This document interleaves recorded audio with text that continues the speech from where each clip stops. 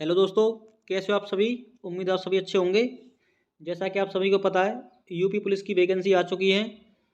तो आज से हम यूपी पुलिस के लिए आज से हम हिंदी की क्लासेस शुरू करेंगे, जिसको हम टॉपिक वाइज कवर करेंगे। प्रत्येक टॉपिक को अच्छे से पढ़ेंगे और परीक्षा की दृष्टि से जो महत्वपूर्ण है केवल उसी को पढ़ेंगे। तो वीडियो के अंत तक बने रहिएगा। यदि आप हमारे चैनल पर पहली बार आए हो और यदि अभी तक आपने हमारे चैनल को सब्सक्राइब नहीं किया है तो चैनल को सब्सक्राइब करना ना भूलें। आज का हमारा पहला टॉपिक है हिंदी वर्णमाला। तो शुरू करते हैं। हिंदी कौन सी भाषा का शब्द है? ये फारसी भाषा का शब्द है। यदि आपसे पूछे कि हिंदी कौन सी भाषा का शब्द है तो ये फारसी भाषा का शब्द है। हिंदी की लिपि कौन सी है? देवनागरी लिपि। और देवनागरी लिपि कैसे लिखी जाती है? ये लिखी जाती है बाएं से दाएं। एक होती है खरोष्टी या गांधारी लिपि, जो कि दाएं से बाएं लिखी जाती है। इसे भी याद रखिएगा, काफ़ी अच्छा क्वेश्चन है। आगे एक इम्पोर्टेंट क्वेश्चन है, हिंदी के उद्भव का सही क्रम क्या है? कई बार एग्जाम में लगाने के लिए आ जाता है, हिंदी के उद्भव का सही क्रम क्या है? तो इसको कैसे लिखेंगे? संस्कृत, पाली, प्राकृत, अपभ्रंश, अवहट्ट, हिंदी। एक साथ बोलना है, संस्कृत, पाली, प्राकृत, अपभ्रंश, अवहट्ट, हिंदी। उम्मीद है आप सभी को याद हो चुका होगा। आगे चलते हैं। हिंदी की व्युत्पत्ति ईरानियों ने की है। यदि आपसे पूछे कि हिंदी की व्युत्पत्ति किसने की है? ईरानियों ने की है। हिंदी शब्द का सर्वप्रथम प्रयोग मुस्लिम इतिहासकार अल-बरूनी के ग्रंथ किताब उल हिंद में मिलता है। यदि आपसे पूछे कि हिंदी शब्द का सर्वप्रथम प्रयोग कहाँ कहाँ पे मिलता है, तो इसका राइट आंसर है आपका अल-बरूनी के ग्रंथ किताब उल हिंद। कुछ महत्वपूर्ण डेट हैं जो कि काफ़ी इंपोर्टेंट हैं। सबसे पहले है हिंदी दिवस। हिंदी दिवस कब मनाया जाता है? 14 सितंबर को मनाया जाता है। दूसरा है विश्व हिंदी दिवस। विश्व हिंदी दिवस कब मनाया जाता है? 10 जनवरी को। आगे है अंतर्राष्ट्रीय मातृभाषा दिवस, जो कि 21 फरवरी को मनाया जाता है। आगे है भारतीय संविधान में हिंदी को मान्यता कब मिली?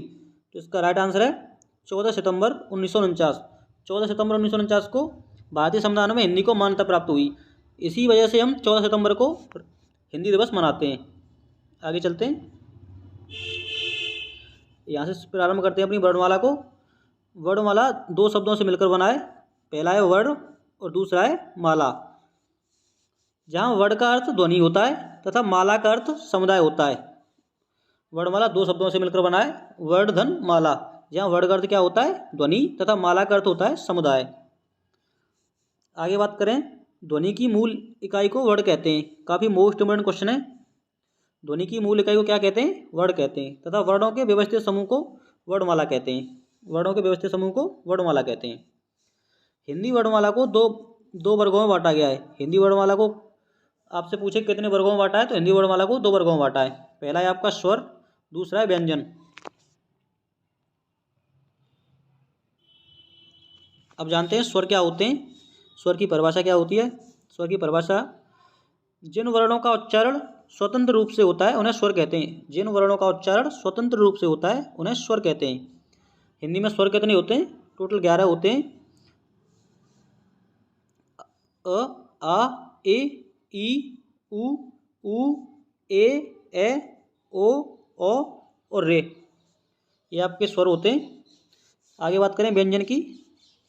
जिन वर्णों का उच्चारण स्वरों की सहायता लेकर किया जाता है उन्हें व्यंजन कहते हैं। जिन वर्णों का उच्चारण स्वरों की सहायता से लेकर किया जाता है उन्हें व्यंजन कहते हैं। व्यंजनों की संख्या कितनी होती है? इनकी संख्या 33 होती है, जो कि 25 स्पर्श, 4 ऊष्म, 4 अंतस्थ। आगे बात करते हैं, वर्तमान लेखन के आधार पर स्वर और व्यंजन की संख्या कितनी है? तो इनकी संख्या है 52। याद रखिएगा। आगे चलते हैं, 52 कैसे कैसे होते हैं देखते हैं। 11 तो स्वर हैं, 25 स्पर्श हैं, 4 ऊष्म हैं, 4 अंतस्थ हैं, 4 संयुक्त हैं, 2 द्विगुण हैं और 2 अयोगवा हैं। इनका टोटल योग कितना बैठेगा? 52। आगे चलते हैं,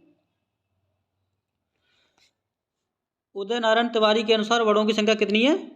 इनकी इनकी संख्या है 51। उदय नारायण तिवारी के अनुसार वर्णों की संख्या कितनी है? 51। उच्चारण के आधार पर वर्णों की संख्या कितनी है? ये है 45। इसे भी याद रखिएगा, काफ़ी इंपोर्टेंट है। उच्चारण के आधार पर वर्णों की संख्या 45 और उदय नारायण तिवारी के अनुसार वर्णों की संख्या 51।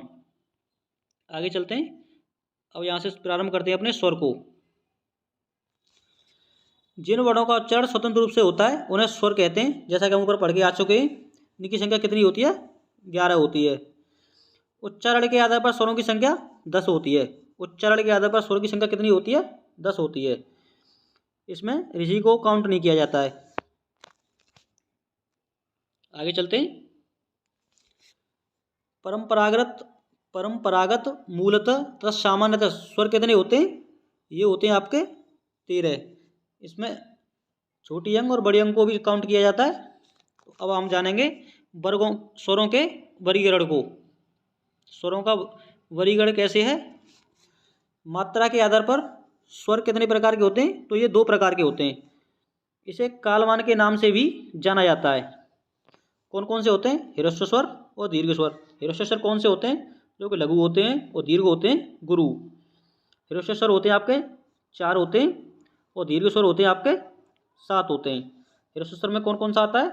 छोटा आ, छोटी ई, छोटा ऊ और ऋषि। और दीर्घ या गुरु स्वर बड़ा आ, बड़ी ई, बड़ो ऊ, छोटी ए, बड़ी ए, छोटा ओ, बड़ा ओ। आगे चलते हैं। कुल स्वरों के 3 प्रकार होते हैं। और यदि आपसे पूछे कुल स्वरों के कितने प्रकार होते हैं? 3 प्रकार होते हैं। मुख्य होते हैं 2। पहला होता है आपका ह्रस्व स्वर। अब इसको अच्छे से जानेंगे। जिन स्वरों के उच्चारण में कम समय लगता है उसे ह्रस्व स्वर कहते हैं। जिन स्वरों के उच्चारण में कम समय लगता है उसे ह्रस्व स्वर कहते हैं। उच्चारण में कम समय लगता है उसे क्या कहते हैं? ह्रस्व स्वर। ह्रस्व स्वर को एक मात्रक भी कहा जाता है। इनकी संख्या 4 होती है। जैसा कि हम ऊपर देख के आ चुके हैं अभी। आगे हमारा सेकंड दीर्घ स्वर। ये द्विमात्रिक होते हैं। जिन वर्णों के उच्चारण में ह्रस्व स्वरों की अपेक्षा अधिक समय लगता है उन्हें दीर्घ स्वर कहते हैं। जिन वर्णों के उच्चारण में ह्रस्व स्वर की अपेक्षा अधिक समय लगता है उन्हें दीर्घ स्वर कहते हैं। इनकी संख्या 7 होती है। बड़ो आ, बड़ी ई, बड़ो ऊ, छोटी ए, बड़ी ए, छोटो ओ, बड़ो ओ। आगे चलते हैं। तीसरा होता है हमारा प्लुत स्वर। प्लुत स्वर जिसे हम त्रिमात्रिक भी बोलते हैं। जिन स्वरों के उच्चारण में ह्रस्व और दीर्घ की अपेक्षा अधिक समय लगता है उसे प्लुत स्वर कहते हैं। इसे वैदिक भाषा में बहुमात्रिक भी कहते हैं। जैसे ओम, मंत्रों का उच्चारण। इसका प्रयोग ज़्यादातर देखा जाता है कि संस्कृत में होता है। आगे चलते हैं। उत्पत्ति के आधार पर स्वर। उत्पत्ति के आधार पर स्वर हमने मात्रा के आधार पर पढ़ लिए। अब पढ़ते हैं उत्पत्ति के आधार पर स्वर। ये कितने प्रकार के होते हैं? उत्पत्ति के आधार पर होते हैं 2 प्रकार के। एक होता है आपका मूल स्वर या मौलिक स्वर। जिन स्वरों का निर्माण एक खंड से हुआ हो उन्हें मूल स्वर कहते हैं। उनकी संख्या कितनी है? इनकी संख्या 4 होती है। छोटा आ, छोटी ई, छोटा ऊ और ऋषि। और सेकंड है हमारा संधि स्वर। जिन स्वरों का निर्माण 2 खंड के द्वारा होता है उन्हें संधि स्वर कहते हैं। आगे हम संधि को भी अच्छे से जानेंगे जब आपको और अच्छे से क्लियर हो जाएगा। संधि स्वर के 2 प्रकार होते हैं। कौन कौन से? एक होता है सजातीय स्वर, एक होता है विजातीय स्वर। ये काफ़ी मोस्ट इंपोर्टेंट है। सबसे पहले जानेंगे हम सजातीय स्वर को। जो स्वर समान जाति के योग से निर्मित होते हैं उन्हें सजातीय स्वर कहते हैं। जैसा कि आपको इसकी परिभाषा खुद दे रहा है ये सजातीय स्वर, यानी खुद की जाति एक जैसी समान जाति हो। सजातीय जैसे नहीं, समान जाति। आप देख सकते हो इसमें कौन कौन से होते हैं। इनकी संख्या मूल दीर्घ स्वर की संख्या या सजातीय स्वर की संख्या कितनी होती है? इनकी संख्या होती है 3। कैसे ये होती है? बड़ो आ, बड़ी ई, बड़ा ऊ। आप देख सकते हो कैसे बने ये। बड़ो आ कैसे बना है? छोटा आ धन छोटा आ, ये हो जाएगा बड़ा आ। बड़ी ई कैसे बनी है? छोटी ई धन छोटी ई बराबर बड़ी ई। और बड़ा ऊ कैसे बना है? छोटा ऊ धन छोटा ऊ बराबर बड़ा ऊ। इनकी संख्या कितनी है? 3 है। याद रखिएगा, एग्जाम में आने की अपर संभावना है। आगे हमारा विजातीय स्वर। जो स्वर विभिन्न जातियों के योग से निर्मित होते हैं उन्हें विजातीय स्वर कहते हैं। विजातीय स्वर जाने के विभिन्न जातियों के योग से जो निर्मित होते हैं उन्हें विजातीय स्वर कहते हैं। इनकी संख्या कितनी होती है? इनकी संख्या होती है 4। इसमें आते हैं कौन कौन से? छोटी ए, बड़ी ए, छोटा ओ, बड़ा ओ। छोटी ए कैसे बनती है? छोटी ए बनती है छोटा आ धन छोटी ई से, ये बनती है आपकी छोटी ए। और छोटा ओ कैसे बनता है, छोटा आ धन छोटा ऊ, ये बन जाएगा छोटा ओ। और बड़ी ए कैसे बनेगी, छोटा आ धन छोटी ए, ये बन जाएगा आपका बड़ी ए बन जाएगा। और बड़ा ओ कैसे बनेगा, छोटा आ धन छोटा ओ, ये बन जाएगा आपका बड़ा ओ। इन्हें ही संयुक्त स्वर भी कहते हैं, इन्हें संयुक्त स्वर भी कहते हैं, इसे भी याद रखिएगा। आगे चलते हैं दोस्तों, यदि आपको हमारी वीडियो अच्छी लग रही हो तो वीडियो को अभी तक आपने लाइक नहीं किया है तो लाइक करें, और यदि आप चैनल को सब्सक्राइब नहीं किया है तो चैनल को सब्सक्राइब करना ना भूलें। आगे चलते हैं, ये हमारा 4 नंबर पॉइंट है, जीव के आधार पर स्वर। जीव के आधार पर स्वर का वर्गीकरण। जीव के आधार पर स्वर कितने प्रकार के होते हैं, ये 3 प्रकार के होते हैं। यहाँ से क्वेश्चन देखने को मिलेगा, अग्रस्वर, मध्य स्वर और पश्च स्वर। इन्हें हम अच्छे से याद करेंगे। अग्रस्वर कौन कौन से होते हैं, जिन स्वरों के उच्चारण में जीव का अग्रभाग कार्यरत होता है, जिन स्वरों के उच्चारण में जीव का अग्रभाग कार्यरत होता है उन्हें अग्रस्वर कहते हैं। इनकी संख्या कितनी होती है, इनकी संख्या होती है 4, छोटी ई, बड़ी ई, छोटी ए और बड़ी ए। एक होता है आपका मध्य स्वर, जिन स्वरों के उच्चारण में जीव का मध्य भाग कार्यरत होता है। जैसा कि खुद ही दिख रहा है कि मध्य में तो मध्य कार्यरत होगा और अग्र में अग्र होगा, तो जैसे इसका आंसर है छोटा आ, याद रखिएगा। एक होता है हमारा पश्च स्वर, जिन स्वरों के उच्चारण में जीव की पिछला भाग कार्यरत होता है उसे पश्च स्वर कहते हैं। इसमें कौन कौन से होते हैं, बड़ा आ, छोटा ऊ, बड़ा ऊ, छोटा ओ, बड़ा ओ। एक होता है आपका ओ वाला, ये भी होता है, ये भी इसमें काउंट होता है, तो विशेष तौर पर इसे याद रखिएगा। आगे चलते हैं, हमारा 5 नंबर पॉइंट है, उच्चारण ओष्ठ के आधार पर स्वर। ये कितने प्रकार के होते हैं, उच्चारण ओष्ठ के आधार पर कितने होते हैं, 2 प्रकार के होते हैं। एक होता है आवृतमुखी स्वर, एक होता है वृत्तमुखी स्वर। सबसे पहले जानेंगे आवृतमुखी स्वर को, जिनके उच्चारण में होठ गोलाकार अथवा वृत्तमुखी नहीं होते हैं, जैसे अ, आ, ए, ई, ए। आगे हमारा वृत्तमुखी, जिनके उच्चारण में होठ गोलाकार अथवा वृत्तमुखी होते हैं उन्हें हम वृत्तमुखी कहते हैं, जैसे ओ, ऊ, ओ, औ। आप बोल के देखो, आपको बोल के खुद ही पता चल जाएगा वृत्तमुखी और अवृत्तमुखी में अंतर अपने आप पता चल जाएगा। आगे चलते हैं, हमारा 6 नंबर पॉइंट है, मुख खुल्ले या मुख विवर के आधार पर स्वर। ये 4 प्रकार के होते हैं। सबसे पहले होता है समृत स्वर, दूसरा होता है अर्धसमृत, एक होता है विव्रत और एक होता है अर्धविव्रत। सबसे पहले हम जानेंगे समृत स्वर को, जिनके उच्चारण में मुख बंद रहता है उन्हें हम समृत स्वर कहते हैं। जिनके उच्चारण में मुख बंद रहता है उन्हें समृत स्वर कहते हैं। इसकी हमने एक ट्रिक बनाई है, सुई और उई। जैसे समृत होता है आपका छोटी ई, बड़ी ई, छोटा ऊ, बड़ा ऊ। आप ऐसे याद कर सकते हो, समृत सुई उई, समृत सुई उई, छोटी ई, बड़ी ई, छोटा ऊ, बड़ा ऊ। आगे बात करते हैं अर्धसमृत स्वर।